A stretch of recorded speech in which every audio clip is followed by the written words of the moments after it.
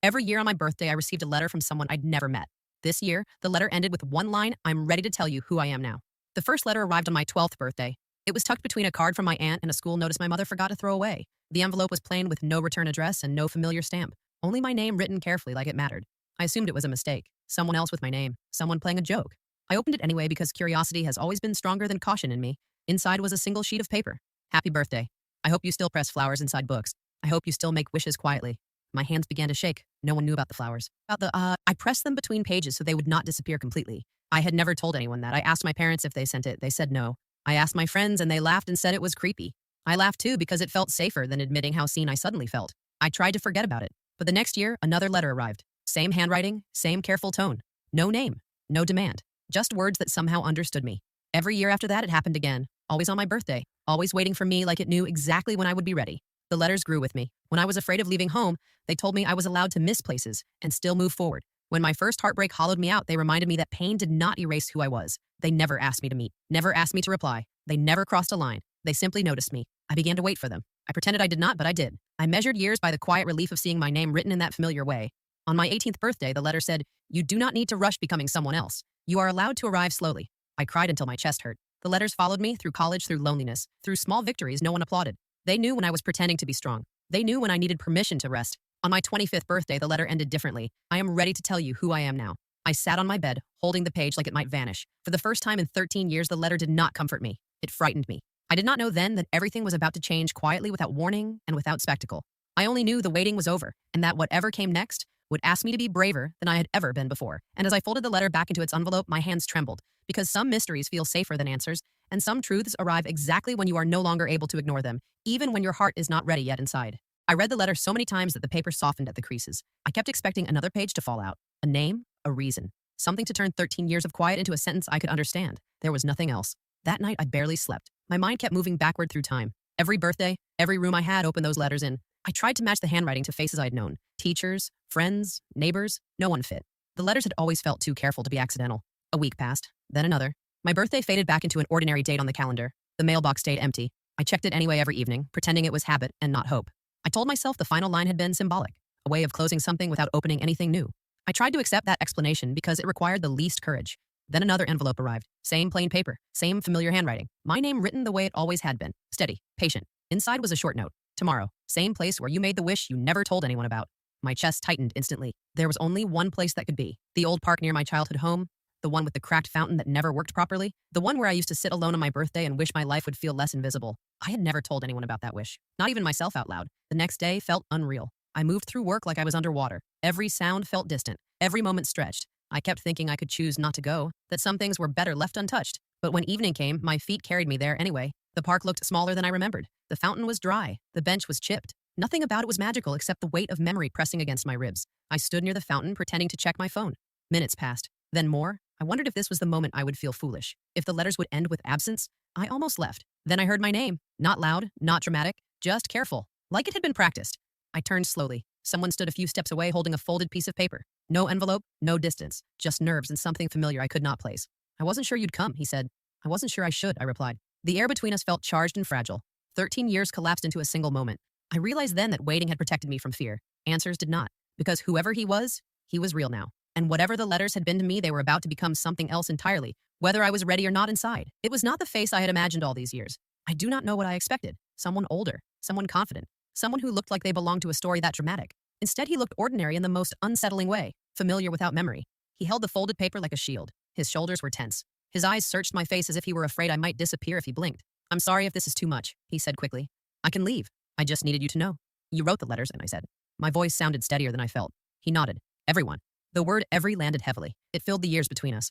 I studied him more closely then. The shape of his mouth, the way he stood slightly angled like he was used to stepping aside. Something in me shifted. "What's your name?" I asked. "Aaron," he said. Then after a pause, "You probably don't remember me." "I remember a lot of things," I said. "Try me." He hesitated before speaking again. "We lived 2 streets apart when we were kids. I moved away when we were 12. The park felt quieter suddenly. My chest tightened as memory stirred. A boy who waited his turn to speak. A boy who listened more than he talked. A boy who sat beside me on the swings the day his family left. "You cried that day," he said softly. "You said you hated goodbyes because they never felt finished." The memory surfaced fully then, sharp and unexpected. I had forgotten his name, but not the feeling, the way someone had seen me without asking anything in return. "You remembered me?" I whispered. "I never forgot you," he replied. He told me he found my address years later by accident, a mutual connection, a shared file, a moment he almost ignored. He said he wrote the first letter without thinking I would ever know, without expecting anything back. I didn't want to interrupt your life, he said. I just wanted you to know you mattered, on at least one day every year. I felt something warm and aching spread through my chest. All those birthdays I thought the letters were coincidence or mystery. They were care, quiet and consistent. You never signed your name, I said. I didn't want the letters to be about me, he replied. They were for you.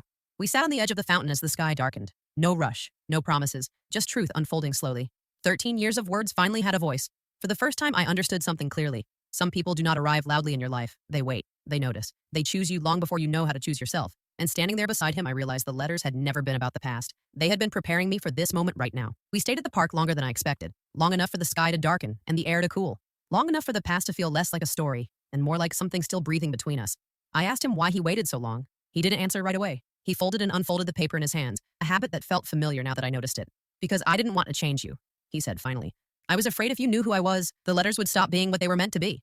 And what were they meant to be? I asked. A place where you didn't have to perform, he said. A reminder that you were already enough, even on days you felt invisible. That sentence hit harder than any confession could have. I realized then how much those letters had shaped me. How many times they had steadied me when I felt unsure. How they had given me permission to move slowly in a world that kept asking me to hurry. They hadn't saved me, they had simply stayed. I told him that. My voice shook, but I didn't stop. He listened the way he always had, fully, without interruption, without trying to turn the moment into something lighter or easier. I never wanted you to feel watched, he said, only noticed. I believed him. We talked about the years in between, where he had gone, how life had changed him. He told me he kept every draft of every letter, that he rewrote them until they sounded like truth instead of fear. I almost stopped many times, he admitted. But every year, I wondered if that birthday would be the one you needed it most. I thought of the nights I cried holding those pages, the mornings they made getting up easier. I'd never thanked him because I never knew who to thank. Knowing it was you doesn't ruin them, I said. It makes them real. He smiled then, soft, relieved, like he had been bracing for disappointment he no longer had to carry. When it grew late, we stood near the path where we would part. There was no expectation in the air, no demand that we decide what this meant immediately. I don't expect anything, he said. I just didn't want the story to end without honesty. I'm glad you told me, I replied. And I meant it. As I walked home, the city felt slightly different, familiar but altered, like a room rearranged while you were gone. I reread the letters that night, every one of them. This time I wasn't searching for mystery. I was seeing devotion. Not loud, not dramatic, just steady presence across years I once thought I faced alone. And for the first time since that first envelope arrived, I understood that the letters had never been about waiting for him. They had been about learning how to stay with myself. We didn't rush into anything. Not romance, not declarations, not expectations. We moved slowly, the way people do when they've learned that rushing can ruin what was meant to grow quietly. The letters had created a rhythm between us, and even now, in real life, we were careful not to break it. Coffee dates turned into walks around familiar streets, small parks, quiet cafes where the staff knew neither of us. We learned how to sit in the same space without filling it with words. Silence became part of the conversation. Breathing together without forcing connection became its own kind of closeness. I discovered that being next to someone didn't always require movement. Sometimes just presence was enough. He never brought up the letters unless I asked, and even then he spoke softly, almost like he feared disturbing the memory. I realized that the letters were never about him. They were about me. About making sure someone was paying attention when no one else had. About validating my quiet, my fears, my small victories. Some nights I would reread them, and he would watch me without interruption. Sometimes I imagined what it would be like to hold him, to tell him everything without restraint. But I didn't. Not yet. We weren't ready for the rush of emotion that had been years in the making. We were learning to exist side by side before expecting anything more. One evening, after a long day of talking about trivial things, I asked him if he ever worried that revealing himself would change everything. His gaze was steady. I did, he admitted. But I realized the letters would have lost meaning if I kept hiding. If I wanted you to feel seen, I had to trust you to meet me in reality. I nodded slowly. I understood. The letters had been safe because I couldn't respond, couldn't alter them. Reality demanded choice. Reality demanded vulnerability. We started leaving messages for each other again, not letters, but small notes tucked into books we exchanged, little things to keep our connection alive between moments we were apart. I noticed how his handwriting carried the same careful curves, the same deliberate spacing, and I realized how comforting the continuity of it was, that even in a life of change, some things remained steady. Time passed in soft layers. We laughed. We argued gently. We disagreed and reconciled without leaving space for resentment. It wasn't perfect, but it was ours. The letters had given me patience. They had taught me how to wait. And now I knew that waiting wasn't about the absence of movement. It was about making room for what mattered most to arrive in its own time. One night, as we walked back through the streets of our shared city, he reached for my hand. No words were needed, no letters, just presence, just understanding, just a quiet acknowledgement that 13 years of waiting had led to this exact moment. And for the first time, I understood that some connections didn't need explanation. They only needed space, attention, and the courage to exist. Do you think real connections are built faster through words or through quiet presence? Not everything about the letters felt easy to carry into reality. Old fears and doubts surfaced when I least expected them. I wondered if the care Aaron had shown through paper could survive real life. Would his presence feel the same if I saw him every day? Would the words mean less when spoken instead of written? The thought made my chest tighten in ways the letters never could. We argued once, not loudly, not dramatically, just softly with words that stumbled over feelings we hadn't yet learned to translate. I accused him of hiding behind the letters, of keeping his presence safe but distant. He accused me of overthinking, of turning love into a test I hadn't asked him to take. For a long moment, I realized we were both right. After the argument, we didn't speak for a while. I reread every letter, every line he had written, and I felt the weight of all the years compressed into my hands. Every sentence carried intention, every pause held care, every word was a bridge that had waited for me to cross. I realized then that I had been scared not of him, but of stepping into a connection that demanded more than quiet observation. I had feared being fully seen. When he finally returned to me, it was simple. No apologies rehearsed, no confessions staged. He handed me a folded piece of paper from his pocket, smaller than any letter we had ever exchanged. Inside was just one line: "I'm still here." I understood then that staying had always been harder than writing. Staying required patience, attention, and willingness to be present without guarantee. He had chosen to stay after every pause, every gap, every year. I had silently waited. We began to navigate reality differently after that. The letters became memories we could discuss openly, not tools for distance. The small, consistent gestures that had made them feel alive in the past. Coffee mugs left with notes, flowers pressed into books, little reminders of attention continued in the present, not as substitutes, but as expressions of ongoing care. One rainy evening, as we walked through the streets, he stopped and looked at me with those steady eyes I had first remembered from childhood. "I don't want us to rely on letters anymore," he said. "I want presence. Not because it's dramatic or poetic, but because it's real." I nodded, feeling a warmth spread through me I couldn't have imagined at 12. The letters had prepared me for this, yes, but only in small ways. They could never replace the full, imperfect, fragile reality of the person who had been waiting quietly beside me all along. The past, with all its patience and distance, had caught up, and instead of fear, it brought clarity. Some people don't just arrive in your life to change it for a moment. Some stay, carefully, attentively, asking nothing more than the chance to exist alongside you. Do you think true connection can survive doubts and arguments? Or is it fragile once the past catches up? Our connection didn't follow the scripts I'd imagined in my childhood, or the daydreams I had written in secret notebooks. It wasn't grand or dramatic. It wasn't about declarations shouted across rooftops, or confessions written in ink that could never be erased. It was softer, steadier, quieter, but no less powerful. Aaron's presence taught me a new rhythm of love, one that did not demand perfection or constant proof. He noticed small things: the way my fingers lingered over the edges of books, the subtle shift in my posture when I was nervous, the pause before I answered questions that had no easy replies. He noticed without judgment, without expectation. I noticed things about him too. The way his gaze softened when he looked at people helping each other. The slight hesitation before he shared anything personal, like he had been trained to protect himself from disappointment. I realized that this was not a love of passion alone. It was love that required patience, understanding, and quiet bravery. We laughed more than I expected. We argued too, but gently, carefully, without letting resentment accumulate. Every disagreement was a lesson in seeing each other fully, in acknowledging the human flaws that we both carried. He never withdrew when I questioned things. I never retreated when he seemed distant. For the first time in my life, I understood that connection was not about immediate certainty, but about the willingness to stay present when clarity was slow to arrive. The letters had been part of this preparation. Their anonymity and consistency had shown me what it felt like to be noticed over time without the pressure to respond, without the burden of reciprocation. They had taught me that love could exist in patience and persistence before it arrived in flesh and voice. And now, with Aaron beside me, the lessons had become living experience. One evening, we walked through the park, empty benches glinting with the last traces of sunlight. I asked him if he had ever been afraid that revealing himself would ruin everything. "I did," he admitted, "but I realized that keeping myself hidden would have been worse. If you were going to feel seen, you deserved the truth." I nodded. "I understand. I've learned that some things are stronger when they are noticed, rather than forced into the light." He squeezed my hand gently. The gesture was quiet, but it held years of letters, years of anticipation, and the weight of unspoken understanding. I realized that this was love in its most authentic form. Not explosive, not urgent, not frantic, just patient, just steady. For the first time, I felt certain that connection was not measured by speed or intensity, but by attention and choice. Some people don't arrive in your life to shake it violently. They come quietly, and staying becomes the bravest act of all. Do you believe that noticing someone fully can be a greater act of love than grand gestures? The next year on my birthday, I didn't wait for an envelope. I sat at my desk with blank pages spread out, staring at the pen in my hand. For years, I had been the recipient of words I could not answer, words that shaped me quietly, invisibly. Now it was my turn. I wrote slowly at first. Not about love, not about expectation, just about gratitude, about being seen, about all the moments when the letters had reached me before I even knew I needed them. I wrote about the fear of meeting him in person and the relief I felt when the truth proved gentler than imagination. I told him about the birthdays I'd cried holding the letters, about the wishes he had unknowingly honored, about the comfort that arrived in handwriting I'd never met, and I signed my name at the bottom, trembling because for the first time in 13 years I was no longer anonymous. I folded the letter carefully, placed it in an envelope, and hesitated. Sending it felt like stepping off a ledge. There was no guarantee he would feel the same way. There was no guarantee it wouldn't arrive and be read and returned to me as something distant, like the letters he had sent. But I knew I had to take the chance. That silence had been necessary, but it had its limit. When I handed it to him, our eyes met. I saw surprise there, but also relief. He opened it slowly, reading line by line, pausing occasionally to absorb the words, to hold them as carefully as I'd held his letters. I watched his expression shift from curiosity to understanding, from hesitation to emotion. He looked up at me then, and his eyes were glistening. He didn't speak. Words were unnecessary. Everything we had shared through ink and distance, through presence and patience, filled that moment. We didn't need letters anymore to exist in each other's lives. I realized then that the letters had been a bridge, yes, but the connection they created was stronger than the paper, stronger than years of expectation. It was living and breathing and messy and beautiful. For the first time, I felt that our story didn't need preparation or subtlety. It could be real, here and now, without annotation.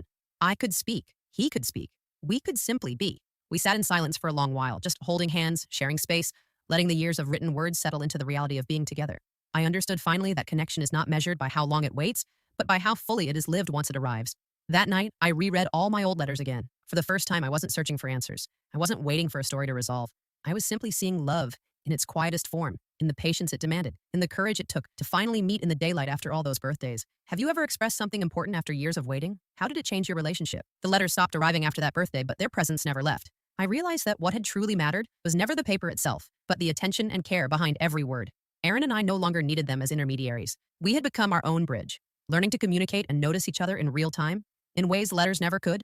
Life settled into a rhythm that felt steady and safe, without ever being predictable. We shared small rituals, morning coffee in silence, walks where words were optional, evenings reading side by side. Sometimes we argued, but those moments were different now. They weren't about fear or uncertainty. They were about clarity, about learning to navigate two lives that had intersected in such unusual, deliberate ways. The past still lingered, but it had a gentleness to it. I thought about all the birthdays I'd spent alone with envelopes, the words that had arrived like quiet reminders I mattered. I realized I had learned patience, resilience, and trust. Those lessons became our foundation. Without them, perhaps we would have stumbled. But with them, we moved carefully, deliberately, as though aware that some things, once built slowly, last longer. One rainy afternoon, Aaron and I walked through the city streets. Umbrellas overhead, puddles reflecting lights that flickered like fireflies. We didn't need to talk. I noticed the small tilt of his head as he observed a child helping another child across a puddle, the faint crinkle of his eyes when he smiled at something trivial. I had watched him in letters for years. Now I observed him fully, in the present, without filter. I understood then that the letters were never just about me being noticed. They were about learning to stay noticed and still remain myself. They had taught me that love does not need spectacle. Love can be quiet, consistent, and kind. Love can wait for both people to be ready, and it can survive doubts, arguments, and even long stretches of distance. When we returned to the apartment that evening, I looked at the corner where I'd kept every letter from him. I didn't touch them. They didn't need to be preserved as evidence. They were living memory now, integrated into our shared life. I realized the letters had given me something far greater than mystery or romance. They had given me courage, understanding, and the space to recognize the kind of love that doesn't vanish when reality arrives.